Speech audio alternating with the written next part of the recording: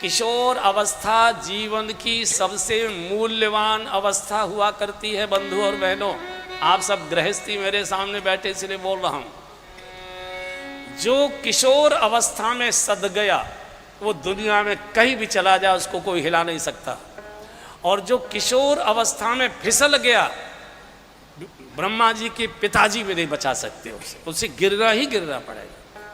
किशोर अवस्था कौन सी होती? जन्म से लेकर 7 वर्ष तक जीवन में 7-7 वर्ष के परिवर्तन के चक्कर आते हैं। हर 7वें वर्ष देखिए आपके चेहरे मोहरे में कुछ न कुछ अंतर आ जाएगा। जन्म से लेकर 7 वर्ष तक को कहते हैं शिशु। शिशु कहते हैं जो शूशु करता है कपड़ों में, उसको शिशु कहते हैं। शिशु से ही शूशु बना है, शूशु से ही शिशु बना। तो जन्म से लेकर 7 वर्ष तक शिशु, 7 वर्ष से 14 वर्ष तक बाल शाखाएं, बाल मंदिर, बाल विद्या मंदिर, बालक जिसको बोलते हैं बाल, और 14 वर्ष से लेकर 21 वर्ष तक उसको कहते हैं किशोर। ये सबसे मूल्यवान उम्र है बच्चे की, बिटिया की और बच्चे की, दोनों की बड़ी मूल्यवान। और 21 से 28 से 4 चक्कर 7 चौक 28, 7 पंद्रह 35, 7 छिंग 42, 7 7 49, ये युवा। उसके बाद प्रौढ़ और वृद्धावस्था। बंधु और बहनों, ये जो 14 वर्ष से 21 वर्ष की आयु है, इसमें जो बालक सध गया वो सध गया, जो फिसल गया वो फिसल गया। कोई दुनिया की ताकत उसे साथ नहीं सकती, फिर न बेटी को न बेटे को।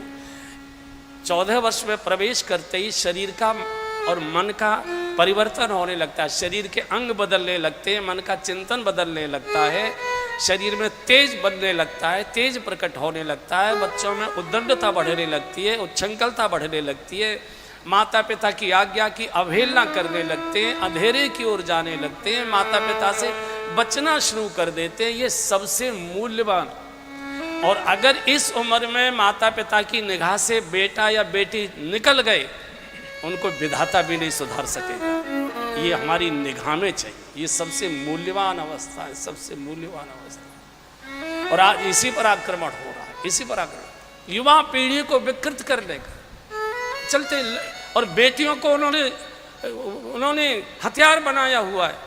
नारी स्वतंत्रता का एक ऐसा दे दिया कि कोई किसी महिला को कुछ रोक ही नहीं सकता है, कुछ समझा भी नहीं सकता है। नारी स्वतंत्र नहीं चाहिए। हमारे देश में नारियां पहले से स्वतंत्र है।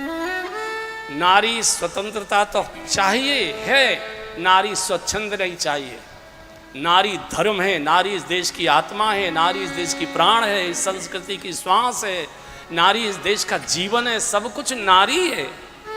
और अगर वही उद्दंड उच्छृंखल हो गई तो बचेगा क्या इस देश के अंदर? इसलिए आज कुछ उद्दंड महिलाएं इस देश में जो राजनीति भी करती होंगी, उन्होंने एक अभियान चलाया कि नारी स्वतंत्र, नारी स्वतंत्र, नारी स्वतंत्र। नहीं भाई, बेटा अगर रात्रि के 11-12 बजे आता है तो पिताजी को बहुत बुरा अटपटा नहीं लगता, थोड़ा बहुत मन कुसमुसाता है, लेकिन वो स्वीकार कर लेता है।